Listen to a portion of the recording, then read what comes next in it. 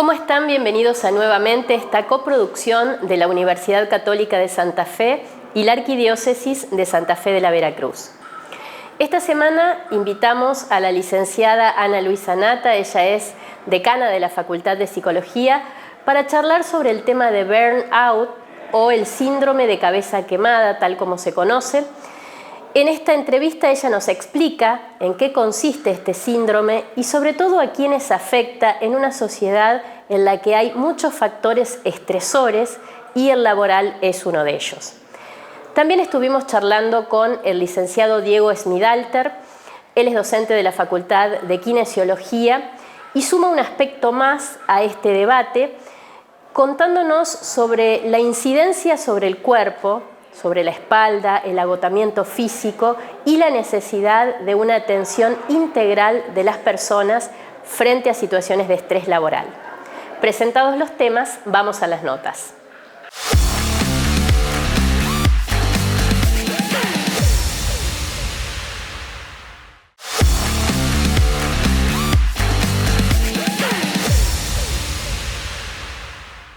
Tal como lo anticipábamos, nos visita hoy la especialista licenciada Ana Luisa Nata. Ella es decana de la Facultad de Psicología y nos acompaña habitualmente en nuestro programa. ¿Cómo estás, Ana? Muy bien, Ale. Muy bien, gracias. Bueno, muchas gracias por responder a la invitación. Hoy queríamos centrarnos en un tema que ustedes vienen desarrollando a partir de algunas capacitaciones, diplomaturas, seminarios, que tiene que ver con el burnout o el estrés laboral, o ¿cómo lo definirías? Bueno, primero vamos a aclarar un poquito los términos, pero sí, estamos desarrollando un ciclo de diplomaturas que está orientado hacia instituciones educativas, pero donde vamos trabajando y tratando todos temas que se relacionan con las personas que están adentro de las instituciones. Y uno de estos temas fue el burnout o el síndrome.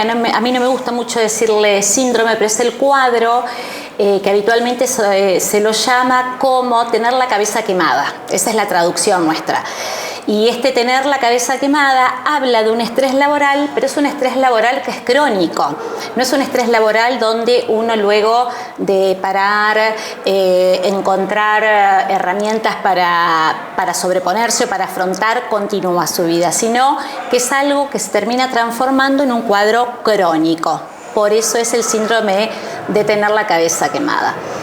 Tiene que ver con, te consulto antes de Sí. entrar en los temas más profundamente. Hace unos días leí algunos artículos en los que decían que marzo es el nuevo diciembre, que hay gente que desata estas sintomatologías luego de volver a comenzar la actividad apenas iniciado el año, ¿no? Sí. Más allá del síndrome de cabeza quemada, que se dio, que la OMS habló en el 2000 y que a partir de ahí se empezaron a dar diferentes nombres, lo que sí sucede es que esta problemática que tiene que ver con los grandes estresores, donde influyen los grandes estresores sociales, económicos y contextuales en los que estamos inmersos, va haciendo que se vaya como modificando. Antes el burnout era para los trabajadores que trabajaban al cuidado de personas o al servicio, enfermeros, psicólogos, médicos, docentes que están, si bien están dando clases, están al cuidado de muchos chicos y con todas las problemáticas sociales por las que están atravesadas las escuelas, se ven también en situaciones de un estrés permanente. ¿Por qué? Porque involucra la parte emocional, la parte cognitiva, la parte conductual también, y esto hace que cada vez nos veamos como más faltos de recursos para poder afrontar y que no podamos detectar a tiempo cómo parar para desarrollar esas herramientas o buscar esas herramientas para que esto no se desencadene. Entonces comenzamos un marzo que por ahí decimos, bueno, antes decíamos, bueno, hasta julio. Ahora, hasta uno mismo dice, bueno, una vez que arranca marzo, hasta diciembre no paro, es como un solo mes. Y está dado, bueno, por estas situaciones de gran estrés laboral en las que estamos inmersos todos y todas. ¿Y cuál sería la sintomatología que nos permite determinar que no se trata de un estrés común, sino que es un burnout? Bien, bueno, la sintomatología es una sensación de agotamiento emocional crónico, esto de no dar más, de bueno, no quiero ir a trabajar porque no puedo más, es el sentirse agotado emocionalmente. Ese es uno de los síntomas. Otro de los síntomas es la sensación de despersonalización. Esto de pensar, bueno, ¿para qué? En realidad tiene que ver con una sensación negativa o una desvalorización del trabajo que uno hace. En el caso del docente, ¿para qué voy a ir al aula a enseñar? Y también es sentir que su trabajo está desvalorizado.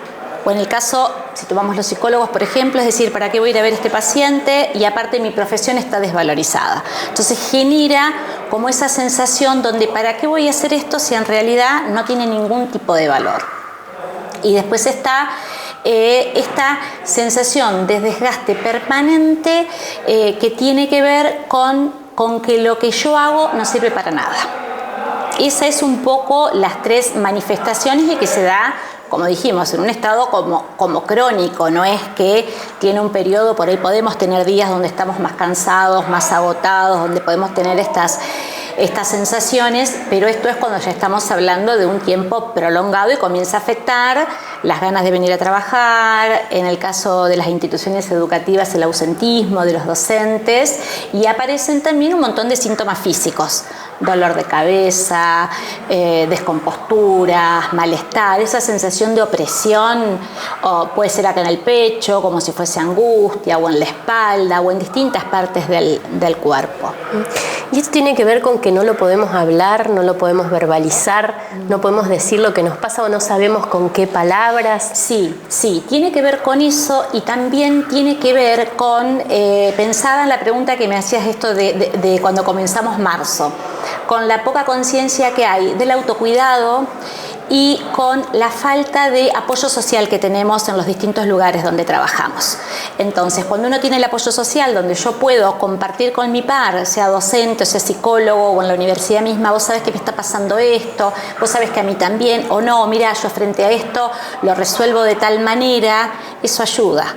Como también ayuda a tener líderes, sean los directivos o personas que están, digamos, en las instituciones donde trabajamos que nos ayuden, que ayuden a la motivación o que lideren positivamente ese ambiente de trabajo. Por eso es muy importante el apoyo social que está dado por eso, ¿no?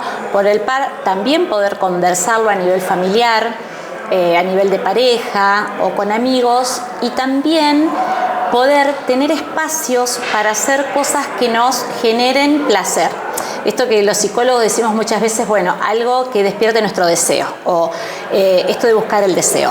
Todos trabajamos porque necesitamos trabajar, tener nuestro dinero para poder vivir, los chicos que estudian porque se quieren recibir, los chicos que van a la escuela porque tienen que terminar el primario, etcétera. Pero aparte deberíamos todos tener algo, yo por ahí lo llamo como un hobby, algo que nos interese, que nos genere esa desconexión, que sea, no sé, ir a hacer cerámica, ir a pintar, bailar, más allá de leer, de hacer cuestiones intelectuales, sino otras cuestiones que nos generen placer. Hasta te diría, no importa, mirar una serie, tirarte en el césped a no hacer nada, tener momentos de ocio.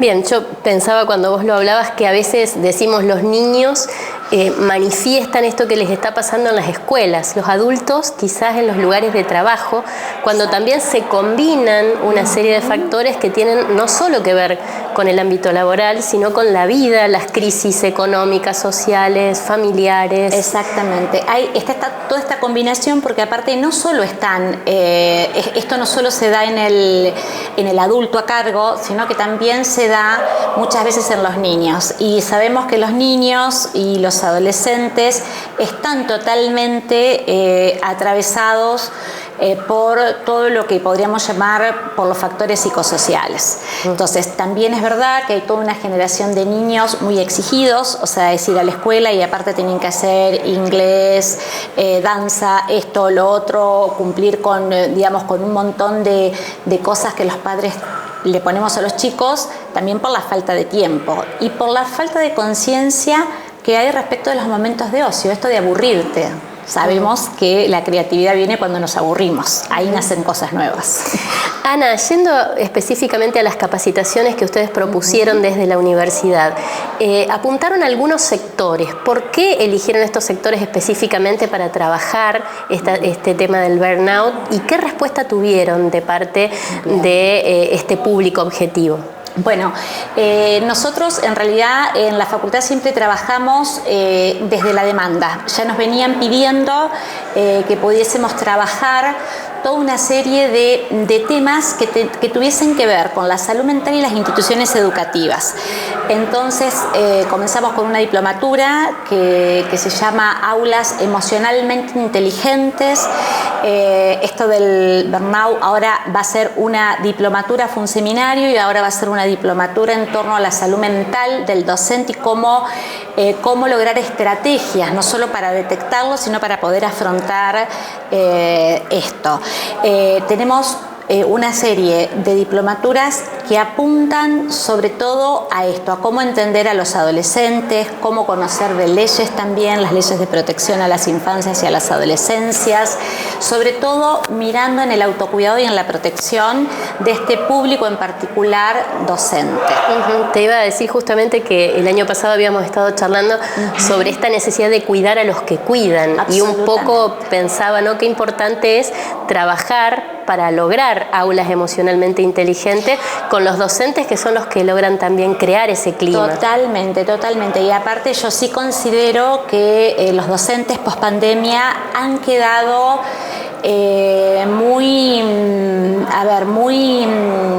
golpeados también. Ha habido mucha exigencia para con ellos y también se da en un momento donde todo el paradigma de la educación está cambiando. A mí me gusta hablar más que un cambio de paradigma a nivel de educación en una revolución que tiene que ver con todo lo que es el desarrollo de la inteligencia artificial, que creo que va más allá de lo que es un cambio de paradigma. Pero la educación cambió, los chicos de hoy no son iguales a como éramos nosotros cuando éramos niñas, ni los adolescentes tampoco. Entonces, estar todo el tiempo, tener que estar como a la altura de los cambios y de los procesos es complejo.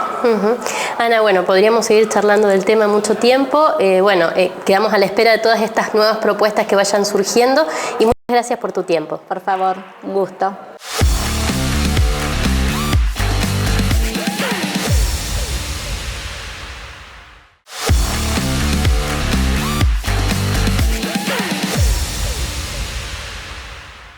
Nos visita ahora el licenciado Diego Smidalter, él es docente de la Facultad de Ciencias de la Salud, de la carrera de Kinesiología. Diego, ¿cómo estás? Muy buenas tardes. ¿Qué tal? Buenas tardes.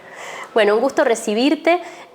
Hemos estado charlando en otras oportunidades con gente de la carrera, pero esta vez nos parecía interesante sumar este aspecto al que veníamos dialogando con Ana Luisa, que tiene que ver con la situación de estrés en la que en general estamos viviendo como sociedad.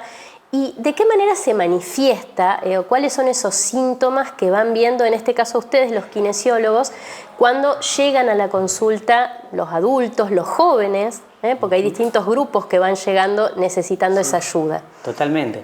Yo creo que hoy en día, como pienso yo, el tema del estrés es que viene desde muchos lados y no lo sabemos identificar o por ahí poder manejarlo, o poder tener las herramientas para manejarlo.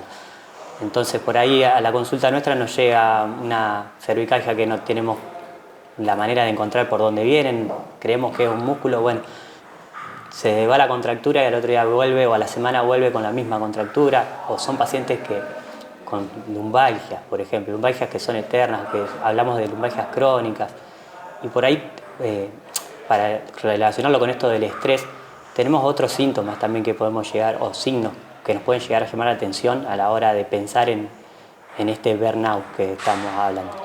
Entonces, no solamente lo físico desde lo dolor, ¿sí?, sino también hablar desde lo digestivo, problemas digestivos, las migrañas que también las tenemos sin explicación o que no entendemos de dónde pueden llegar a venir. Por ahí son pacientes que les cuesta dormir. También estuvo muy de moda hace un tiempo lo del... La fibromialgia. La fibromialgia. Sí, que hoy en día se sabe que viene más del lado de esto del estrés y por ahí podemos llegar a regularlo con diferentes herramientas que podemos llegar a ayudar desde la kinesiología, no solamente desde lo práctico dentro del consultorio, sino también a partir de la educación, como decía esto, y de poder identificar de dónde puede llegar a estar viniendo una dolencia o un problema. Hablando de los grupos etarios, ¿no? Te estábamos diciendo, bueno, el estrés va apareciendo también en distintos grupos, cada vez quizás a más temprana edad, por el estilo de vida. ¿Qué ven ustedes en la consulta? ¿Ven cada vez más jóvenes que aparecen a consultar por estos síntomas? Sí, por lo menos lo que yo veo es más que nada la gente que está en la edad de laburar, de trabajar.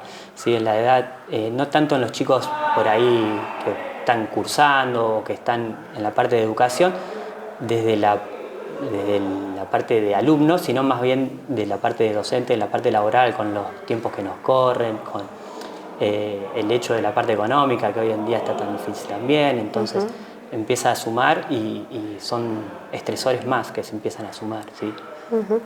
En el caso de un kinesiólogo, ¿trabajan en equipos interdisciplinarios como para ir viendo por qué motivos surgen, por ejemplo, una migraña, una fibromialgia, como para entender cómo surge ese problema? Sí, yo creo que desde el ámbito privado no se da tanto esto de trabajar de manera interdisciplinaria, pero sí deberíamos hablarlo un poco más. Pero no, hoy no, en la realidad creo que no se está dando en la práctica. Por eso te decía, como herramienta, yo creo que hoy en día lo que deberíamos hacer un poco más hincapié en esto de la parte de la educación del paciente, de que pueda identificar y pueda tener herramientas para salir de esto. ¿Sí? También, o poder también derivar, ¿por qué no? ¿Sí? O aconsejar. En el caso de la capacitación a los alumnos, ¿cómo ves vos que se van dando, digamos, cambios en cuanto a la formación del alumno para ir entendiendo también estas nuevas dificultades que van apareciendo en la vida de las personas y se reflejan en el cuerpo? ¿Vas viendo que hay una diferencia entre lo que vos estudiaste y lo que hoy se le imparte al alumno de kinesiología? Sí, por ahí, tal vez no tanto en lo que es la carrera hoy en día, sí, estamos tratando de dar lo que te hablaba hoy de herramientas para poder ayudar en estos casos, pero por ejemplo, empezar a hablar, cuando yo lo estudiaba realmente no se hablaba de lo que es una meditación, lo que son herramientas como de cuánto tiene que ver en esto del estrés, lo del paciente que es sedentario o que no hace actividad física, cómo podemos ayudarlo desde ese lado, o cuál es la relación entre un problema digestivo y después terminar conectándolo con una lumbalgia, y estas cosas de la parte de la gestión de las emociones también. Yo creo que los niños o los chicos hoy que están educándose tienen un poco más de conciencia y noción de lo que es. Nosotros ni siquiera sabíamos lo que era una emoción, ni hablábamos de lo que era una emoción. Así que espero se vaya más hacia ese lado y podemos identificarlo, sobre todo a los problemas, con mayor tiempo para poder trabajarlos y más herramientas darle a los chicos. En el caso de los alumnos que ustedes tienen aquí, que realmente ha crecido mucho el número de alumnos de kinesiología últimamente, ¿cuáles son las elecciones a medida que van avanzando en la carrera que eligen mayoritariamente dentro de las áreas en las que puede extenderse la kinesiología, que son muchas, ¿no? Hoy en día? Sí, son muchas. Creo que hoy lo que más se está trabajando, lo que más los chicos apuntan, por lo menos hasta que empiezan a ver las otras ramas. Una vez que empiezan a verlas desde adentro de la carrera, por ahí se empiezan a interiorizar y a querer formarse en otras, pero lo que más trae es la parte de deportología o de traumatología. Yo creo que lo ven más, no sé si en el deporte, en el fútbol o lo que sea que haga cada uno, pero bueno, hay un montón de ramas que tienen también mucha injerencia en lo que es el día a día en la sociedad, en lo que hablábamos hoy desde cómo desde todo el cuerpo, no solamente lesiones físicas a nivel del aparato locomotor, sino también digestivo, respiratorio y demás, también se ponen como en juego en este día a día. Diego, si tuvieras que dejarnos algunos tips, estamos en la era de los tips, todos queremos algunos consejitos prácticos, pero si tuvieras que dejarnos algunos consejos para poder cuidar mejor nuestra espalda, nuestra columna, identificar el momento en que tenemos que parar, decir, bueno, acá hay un signo de alarma que tenemos que atender. Sí, por ahí, no tanto de cuidar la espalda, la columna, sino hoy pensamos más en esto de un cuerpo integral y de lo que hablábamos hoy, por ejemplo, del acúmulo de estrés. Un paciente que no puede dormir o que se despierta a la noche. ¿Cuántas veces se despierta? Bueno, si se está despertando a la noche no es algo que sea biológicamente normal. Entonces ahí no puede llegar a estar llamando la atención. Entonces, para poder trabajarlo y ayudarlos, trabajar en una higiene del sueño. Desde 2 horas de no pantalla antes de dormir, la ingesta de alimentos también separada de cuando me voy a acostar, que no esté la pantalla en la pieza, el celular, obviamente, que está tan de moda. También otros signos que nos pueden llegar a llamar la atención, por ahí cuando viene con lumbalgia o dolores, otros tipos de dolores, también a la vez se conjugan con que tienen problemas digestivos y también justo son épocas en las cuales tienen que rendir o tienen que, bueno, empezar a relacionarlo. Entonces podemos llegar a identificar que no sea una patología tan del aparato locomotor, sino que tiene todo más que ver con todo, no solamente desde lo físico, sino poder relacionarlo y entenderlo. Y por ahí otra herramienta, como hablábamos hoy, lo de la meditación, yo creo que es una herramienta muy poderosa en este caso. Bueno, también nos sirve mucho para el tema de poder nivelar los dolores. El dolor es totalmente subjetivo, entonces cuánto le duele, cuánto no, también es cuánto lo siente él. Y hacer esta interocepción desde lo que es la meditación es súper interesante para abordarlo. Bueno, nos podríamos quedar charlando mucho tiempo de este tema. Diego, te agradecemos muchísimo todos los datos que nos diste y me parece muy interesante esto que vos nos decís de poder atender integralmente y que podamos acompañar a las personas a ir haciendo prevención sobre su salud y conociendo un poco más su cuerpo. Eso, sobre todo, para aprender a quererse uno mismo y a cuidarse. Muchas gracias.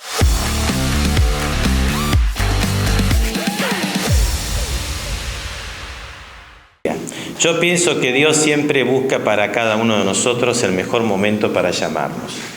Para todos, también los que estamos acá y los que me escuchan. Y a Él lo llamó en el mejor momento, porque pudo salir del Gemelli, pudo estar con la gente como lo vimos, ¿no es cierto? Con pocos gestos de expresión, moviendo un poco la mano, con pocas palabras, pero creo que bastó eso para terminar de llenar su corazón de pastor y se pudo despedir bien. Creo que sentimos, sin duda, vamos a sentir su ausencia, su magisterio, sus gestos, pero también la enfermedad lo había llevado a un límite y a un punto doloroso para él y también de mucha dificultad para la iglesia, ¿no? Para el gobierno de la iglesia, el oficio que él tenía, ¿cierto? Entonces creo que, como siempre, Dios ha sido bueno con él y con nosotros. Me parece que él se fue con un dolor inmenso por la guerra. La guerra y los migrantes, ¿no? Han sido como el dolor de su corazón, el ver desde allá que mucha gente era rechazada, no recibida, no comprendida. Vieron que desde el comienzo luchó por los migrantes, ¿no? Ese fue un dolor muy grande que, sobre todo, que los cristianos no entendamos antes que las sociedades políticas o los gobiernos, ¿no?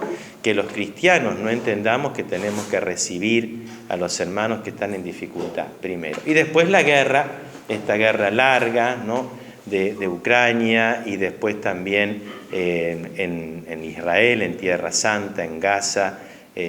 Sabemos que a diario llamaba, ¿no? al sacerdote que está atendiendo allí. Entonces me parece que ese es un dolor que se lleva de este mundo, pero nos deja un mensaje, miren qué bien, porque son las últimas palabras de su última homilía escrita, que es la de la noche de Pascua, del sábado de la noche. Al final dice, seamos constructores de esperanza para el mundo.